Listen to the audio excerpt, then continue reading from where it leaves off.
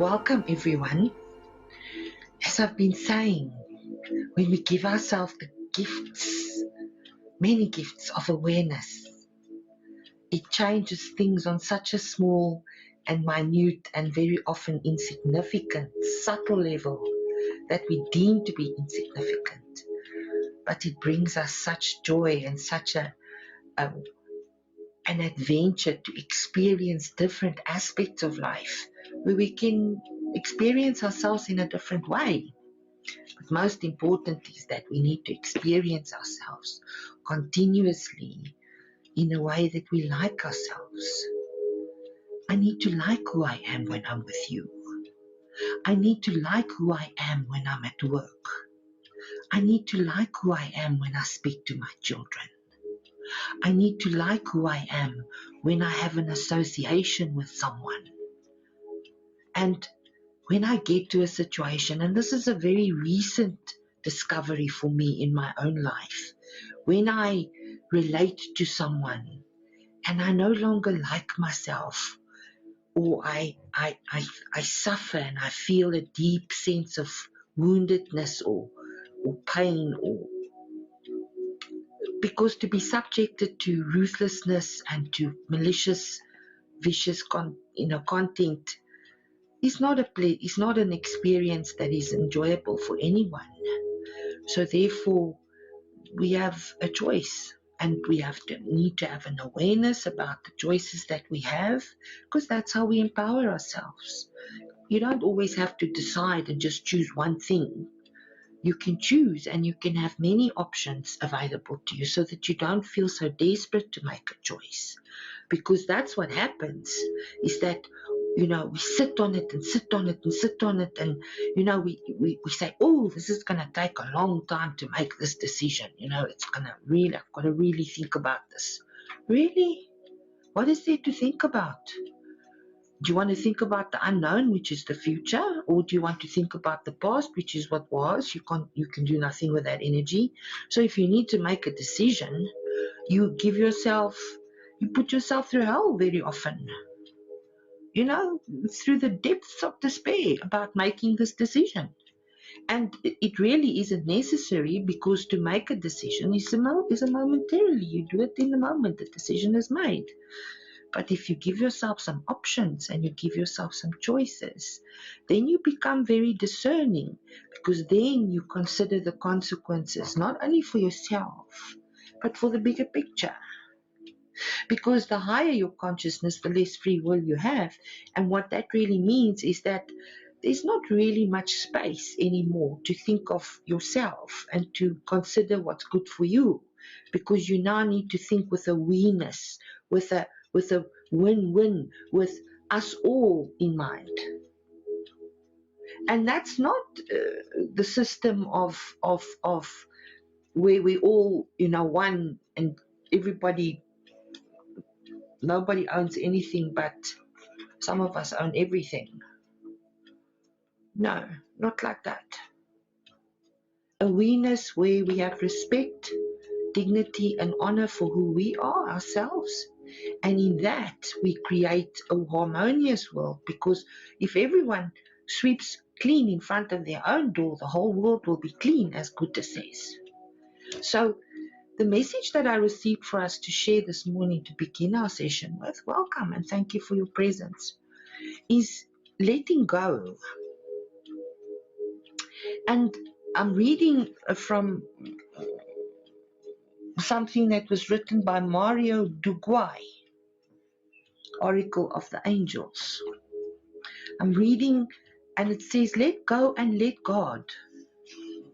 The stress you are feeling is a result of your struggle and resistance.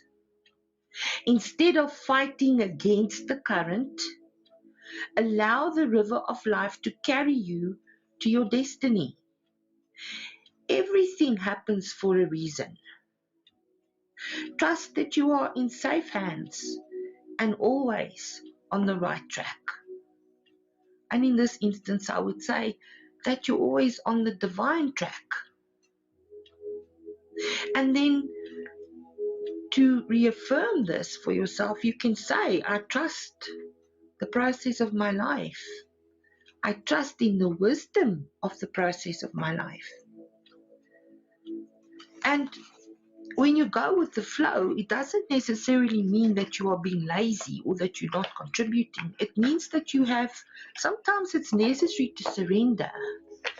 I was looking at one of these live, I love watching live cams of Alaska because I have between Russia and Alaska, I have an immense passion for these two regions of the earth, which I now only visit virtually, but with live cams, it's real time, so it's like I'm there. My eyes are looking at what's happening in this moment. And when I watch the salmon, they've got one particular in the Kathmandu National Park, they have one particular camera which shows you the salmon when they come back and they swim against the current of those powerful rivers. I mean, they flow with such a strong current. And these fish are constantly swimming against the current to go and spawn because they're not allowed that where they spawn, the fish, only the fish that have beaten all these currents and waterfalls, they have to swim against the strong current and dive up a waterfall. It is mesmerizing to watch. But it's an instinct that they cannot change. And unfortunately, our instincts are addictive and repetitive processes that we have become entangled in. And a guy by the name of Lee Jampolsky writes a book called Healing the Addictive Mind. And he describes how addictive our mind really is, the way that this in here thinks. It's very addicted. And we have all chosen, all of us, at the level of our higher consciousness, to be here at this time. We have all undertaken a journey of eons to arrive at this point. But it's time now to sit down, to let go of the baggage that we have accumulated. You know, and for some of us, I mean, I'm not judging you, please. I've got lots of baggage. I've got a huge handbag. I can stay anywhere for a week when I go out to the shop. So it's time for us to set down the baggage. And we have accumulated so much, and we're addicted to some of that baggage.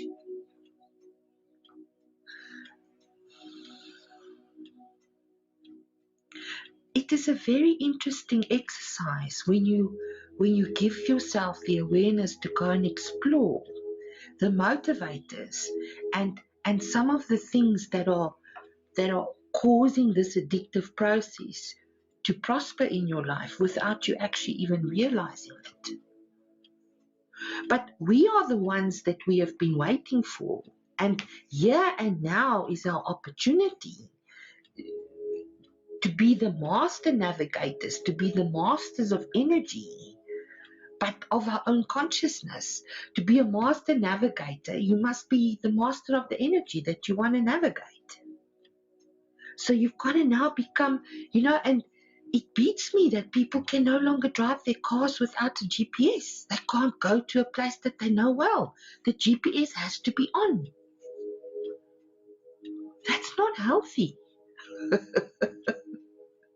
You need to be in charge of your own directions. You need to be in charge. You need to be the master navigator of your environment. Also, the environment that you call your thinking and your intellect, your emotions, your state of being, your moods. You're the master navigator there, because those are things that are given to you to experience. Most of them you don't even think or create. They come for you. And then you fall prey completely. And some of them, take you off at the knees. And it takes you a long time to recuperate. And it's all here. It's all in the thinking. and it's the addictive mind. So not only can we now choose to undertake a journey on this earth and be the hero in our story. Become the hero in your story, that you really like yourself because you think of yourself as a hero, as someone who does amazing things. Because we have support and we have guidance to do just that. Why is it that we choose to have an addictive mind instead? And boy, oh boy, since I've been contemplating this, talking to you this morning, I've been looking at my own addictive mind, and I'm telling you, I am amazed. I am amazed. You know, there's one thing that I keep saying to myself, and it's an addiction. I'm so tired. I just gotten dressed and gotten out of bed, and I'll be standing in the kitchen making myself a cup of coffee, and I'll think, oh, I'm so tired. It's not even true. I feel refreshed and I feel amazing. I hear myself saying, oh, I'm so tired. I've been laughing. My dogs have been looking at me strange because I've been laughing at myself this whole week with me saying, I'm so tired, and I'm not even tired. And the mind is so addictive. And, you know, this is such a sacred space. Yeah, where we're sitting. You know, I've called my space a sacred space since the beginning. Because it's not my space. It's thank you for your presence. Why do I say sacred space? Because the two temples. We all have it. Even a dog has two temples. An animal has two temples. There's a sacred space in a temple. A temple is a place that we associate as being holy and sacred and divine. And, you know, that's how it's worked on this earth since the beginning of time. There's not a ruin or a place that they excavate or that the geologists discover that doesn't speak of a holy place, a temple, a sacred place where no matter what the religion was, a temple is a sacred space. Your brain, your mind is a sacred tool with superpowers. And we choose to be addictive instead and live with an addictive mind. So, you know, immediately when I speak to people about subjects like this, they'll say to me, oh, but how are we going to do it? The how, you know, how? Don't always let your mind, that's another addiction. You immediately jump to the how. The how is not your business. First, we need to admit some things. Admit means let them in, let them come, let them create a space for it to be. Admit. You know, you get admitted to the board. You get admitted when you become an attorney or an advocate or a CA. You get admitted to the bar. You get allowed in. And it's not easy to get there. It's hard work and sustained determination. So, you know, in order to make the shift, in order to admit, in order to come to a place where you can have ownership, because you've worked for it, you've earned it, it requires self-examination. And listen to the word examination, self-examination, not as in writing a test, but as in having a good look to see. But there is the word exam in the word examination. There is the word exam because life is a test. And we constantly need to admit and accept things in order for us to continuously stay abreast of the tests that life throws at us, in order for it to see whether we know. Because life has become such a place where you can no longer accept what's going on. It becomes more difficult to do as we grow up because we can't accept things. We can't accept what is. We want to think a different. We want to fight a different. We want to argue a different. We don't just accept what is. That's another addiction. And we fall into consistent denial. And how do we recognize denial? Because as adults, that's our core addiction. It's denial. And denial is the source of core addictions. So how do you recognize denial? There's an absence of ownership. There's something which you refuse to own in your life, which you refuse to admit, which you refuse to accept. And an aspect becomes excluded, and when an aspect of you becomes excluded, you don't feel whole and complete. Then there's this thing that drives you all the time that makes you feel like there's something missing in your life. There isn't something missing. There's an absence of ownership of something that you should own that you're not owning, and that you're in a state of blame, in a state of addictive mind.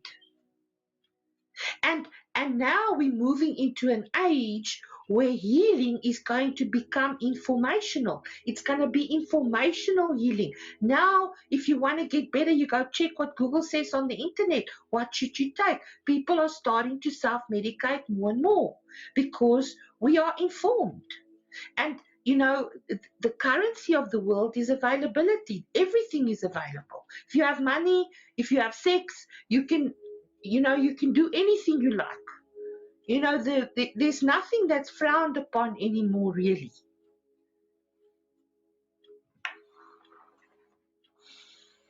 And we're now moving into an age where we're going to be dependent in the sense that we're going to be self-empowered on informational healing.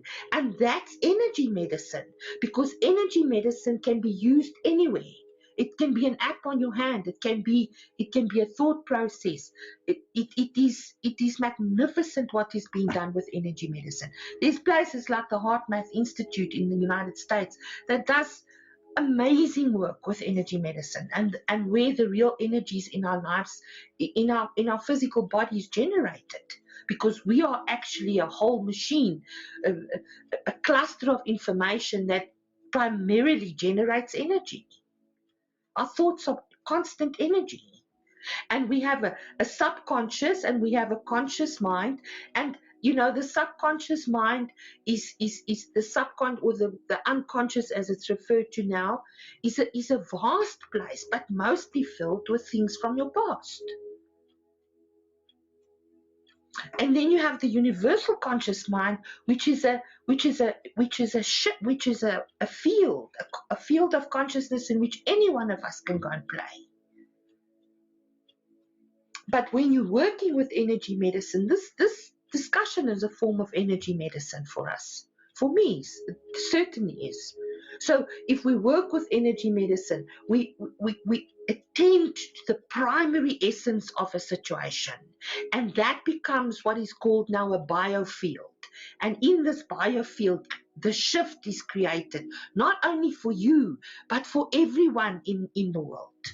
Because we now need to start thinking in terms of we, not just the I, which is the illness, but the we, which is the wellness. And that is what we now need to recognize when I say to you, sit for an hour on a Sunday morning and give yourself some things to contemplate, so that you start using your mind, this sacred space here. You start using that as a contribution to the entire globe, to the entire cosmos, if you like. This is the cosmic kitchen. We cook soul food here. Because you need to recognize the four true virtues. And I can't tell you now which one of the masters said this, but the four real virtues is to lie down, to sit, to stand, or to walk.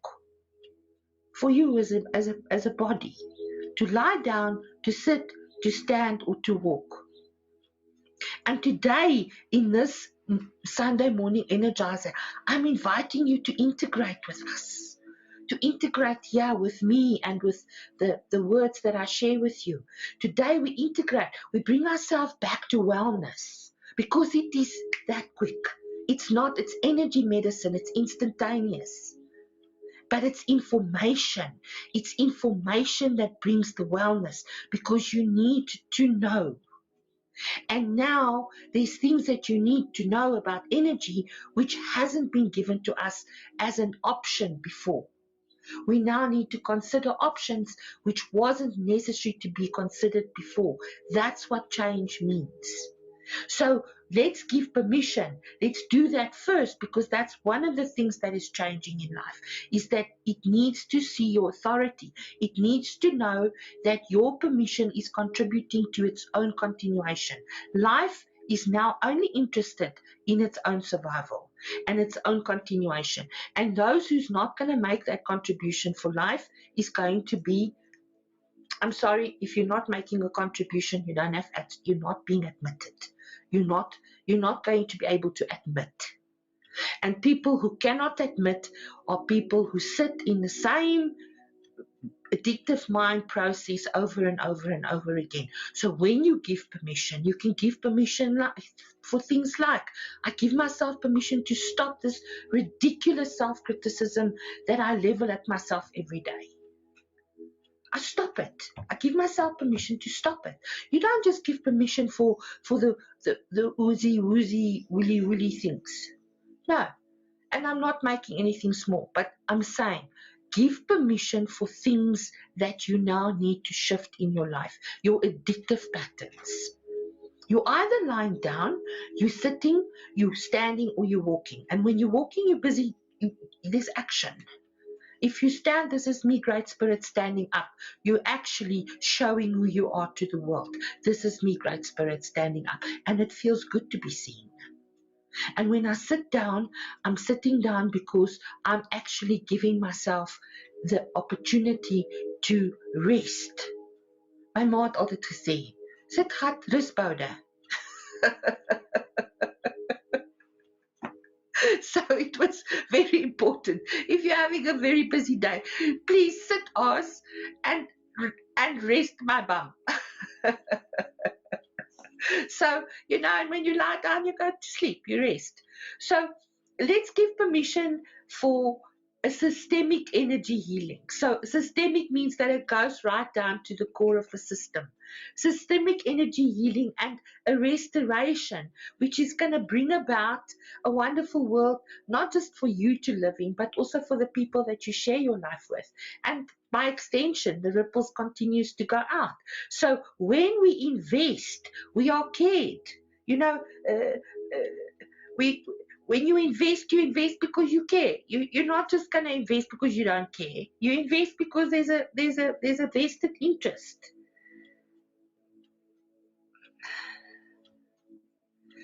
And when you invest, because your own permission is an investment that you're making in yourself, in your life, in the lives of others. And when you invest, you are asked, you are encouraged to engage with wonderful surprises, because if you make an investment, you want it to return to you with a wonderful surprise. And that's what giving permission is. It's giving permission for wonderful surprises to come into your life, because the external is always like a particle and the internal is like a wave, because the internal is, the unseen, and the outside is the particle, is the stuff that we can touch. So we must, it's so simple, because when you start going down to the simple things in the way that life works, then everything just becomes possible to relate to and understand. It's not because you're intelligent or you studied physics. It's simply because it works that way. And, I watched the most wonderful documentary yesterday on a woman who's doing research with plants, and she's actually she's actually being ridiculed for her studies because nobody wants to believe it, but she's actually showing with a little pea plant, sweet peas, that she's showing that a plant actually makes decisions like we do. And that little plant makes decisions not based on the normal, primal, instinctive stuff. It makes decisions because it actually makes decisions based on what it sees, what it hears, and what it feels. A pea plant, that's basic life. Nothing is excluded from this process. And we are the ones that have taken this process to where it is today. That's our privilege. Because we are the same as chimpanzees. Our DNA is almost identical. So what is the real difference? So we've got to start seeing where we're going with the addictive mind, because perhaps it's through addictive mind that the chimpanzee stayed where it is. Who knows? But if you're going to keep doing the same thing over and over that doesn't work, what do you expect? You don't expect to evolve, do you? So I looked at something like don't take anything personally this week. I don't take anything personally. I thought, excuse me, fuck, what does that mean? I consistently and regularly take things personally. I take things very personally. Because I hold myself responsible and I hold myself accountable and I take ownership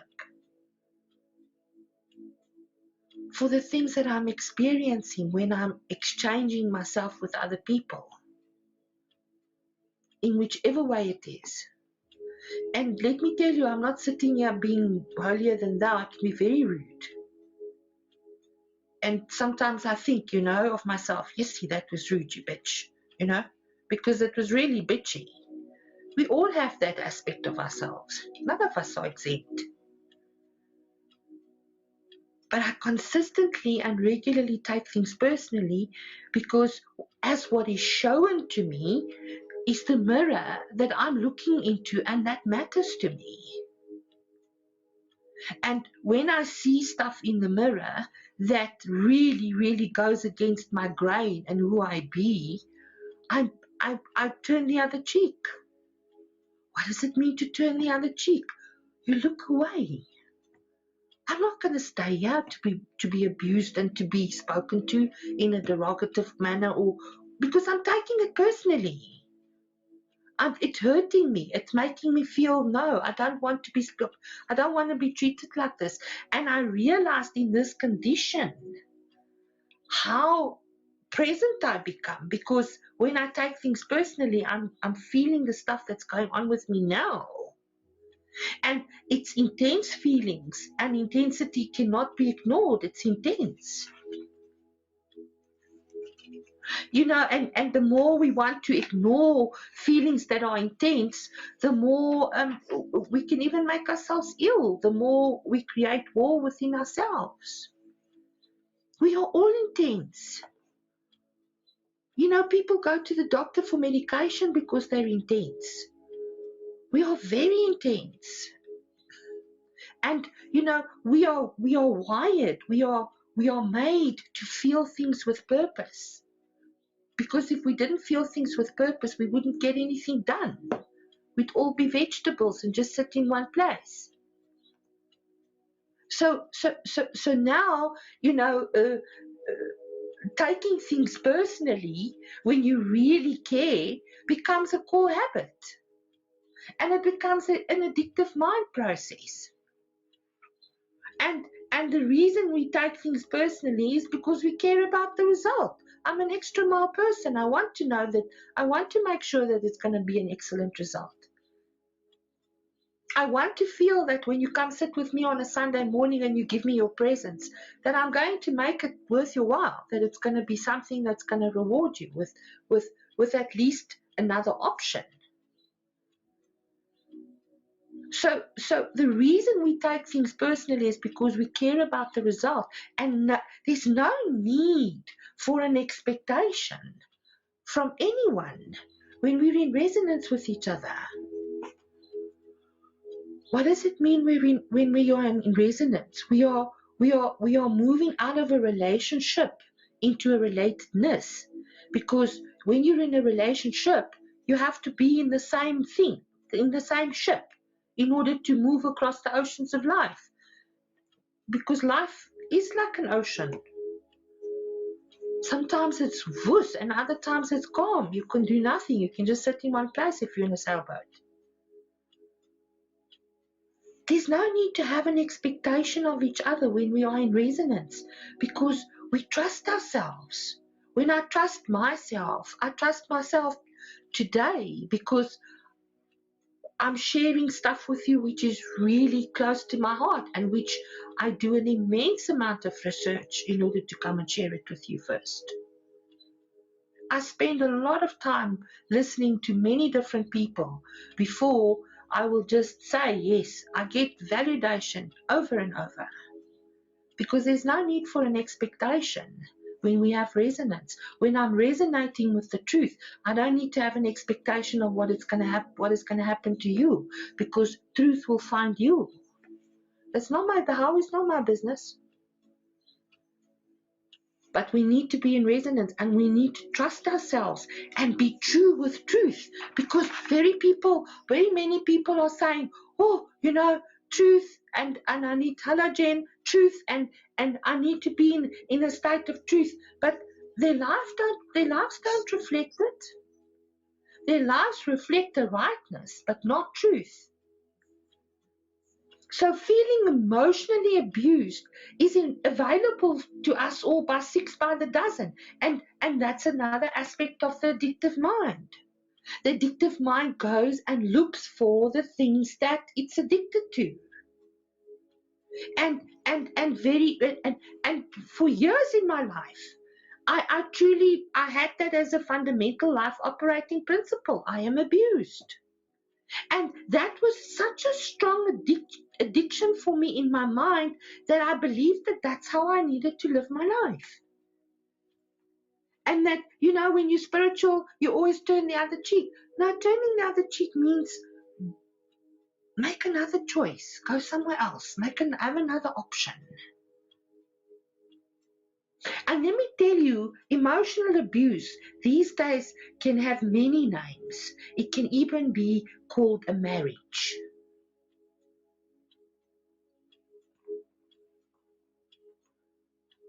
Or a father and son, or a mother and daughter relationship can become emotional abuse. One person just suddenly withholds to share their emotional state. And I'm not referring to any relationship in this moment, because we're all in relationships. We're in this little vehicle that has to sail the oceans of life, instead of just being in relatedness, that we can relate to each other. Not understand, relate. Relate means that you consider someone else because it's what they are going through. It's what happens to them. But it doesn't mean that I need to stay there. I can turn the other cheek and I can go away. I can say, no, thank you. I don't want to be treated like this. It's my right. Loving someone doesn't mean that you can make yourself available for abuse. In no way. So unless we can realize the obligations that comes from having a committed relationship with anyone, there's obligations. You don't go into a committed relationship with someone if you don't actually take into consideration the obligations. And those obligations don't need to become addictions in your mind. They're obligations that comes with that particular life condition that you are choosing. You must have ownership. A committed relationship easily becomes a have-to place these days. You have committed relationships with your employer. You have committed relationships with your children, with your animals, there's many committed relationships. Relationships that you're committed to means that it's something that you have to do. That's why we think about it. No. Because when you move into the have to of the thing, you fall into the have to snare. It's a snare. And I was thinking, why don't you call it a trap? And Spirit said, no, it's a snare. Because the snares in the wild at the moment that's going on out there in our parks all over the world right now are cruel. Those snares causes immense suffering to the animal, beyond measure. And those are the snares that we create as humans to catch animals, but also to catch our own soul, to create our own wounds with.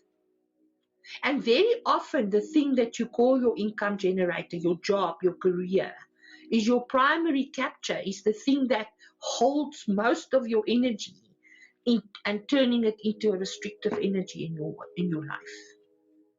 And you feel restricted by this thing that you have to do. But it's not, the more you think of these things as have tos, the more they're going to hold you back and restrain you and make you feel overwhelmed and overpowered by whatever it is that you're dealing with, which is a lie, by the way. It's not a sacred thought. And look how taking things personally feature with work. With going to work, with the journey, with the people, with the experience, with the environment. As soon as we think of something as work, it becomes almost, the feeling that it generates in my body is like it's almost impossible to achieve. Like I'm never going to manage. I mean, just look how ludicrous that is. But that's the addictive mind. The addictive mind pulls that feeling so deeply into your consciousness that you are no longer able to distinguish, to see how personally you are taking things that really has no bearing on what is happening now. Reality. Every situation has components that needs to be considered, for sure. But it's important to now become aware and to admit and to have the ownership for where you find yourself first. And that is simply to accept what is.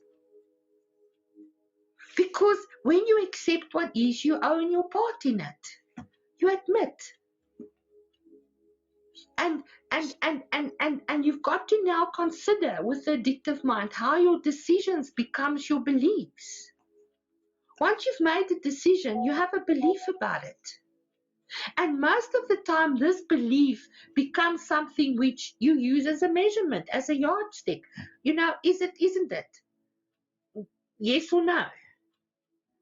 Because the decision that you've made becomes the belief that you're living. And very often the decision is not, a decision itself means, the word decide means to kill something.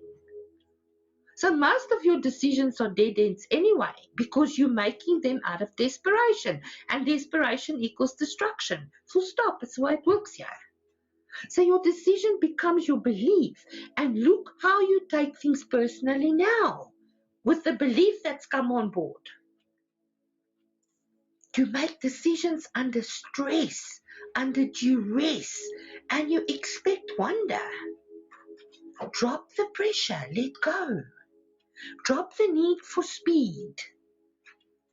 Drop the bags that drags.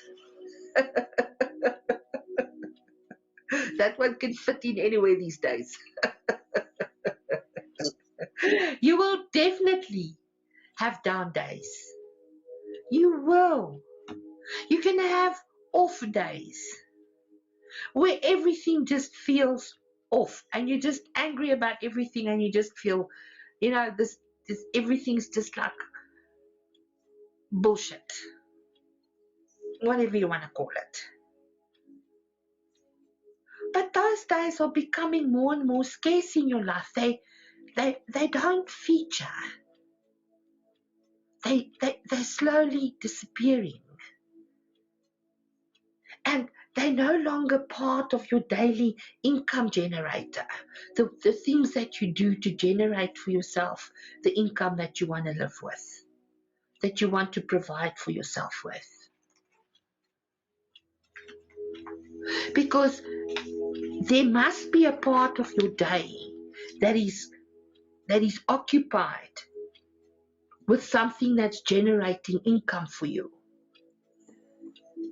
Because you need to provide for yourself in order to be able to have the respect, the dignity, and the honor. That's ownership. You must own your life. You cannot ask somebody else to carry your life for you, because it doesn't work like that here. And when you do that, when we participate in that process, we bring ourselves to the same level of frequency and vibration to actually bring that energy into the equation, that now some of us cannot do our part, so others must carry us. And the whole collective becomes unstable because of that. And you want it to be in equilibrium. It must constantly be in a state where it's resonance. It's like attracts like. It's in resonance with the things that we want to experience through our own participation, through our own contribution, through our own isness, through who we be. And then to bless it all. To simply say, I let go. I bless it all. I let go. The how is not my business. I trust the process of my life. I trust myself because I know who I be. And who I be is authentic. It's the same every day. I'm the same person that some of you have known me for 20 years and more. I'm the same person that I've been since the day you met me. For me, one of the kids that come and visit here always asks how old I am, because he senses that I'm very old. And I always say to him, I'm hundreds and hundreds of years old. Because that's how I feel.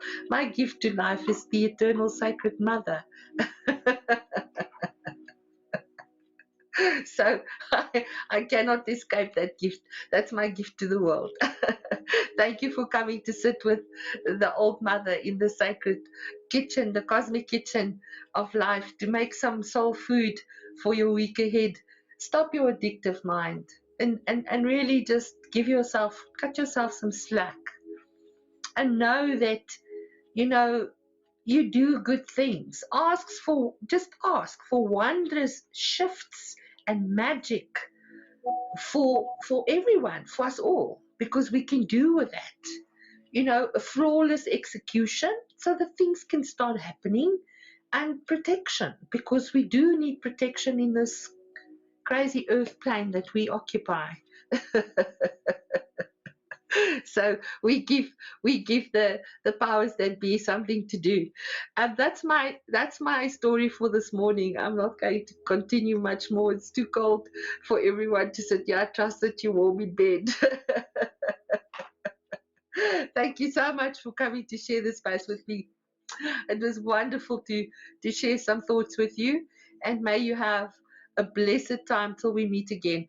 Our next session will probably be the first or second week of August, depending on the public holidays. Thank you, everyone. Blessings.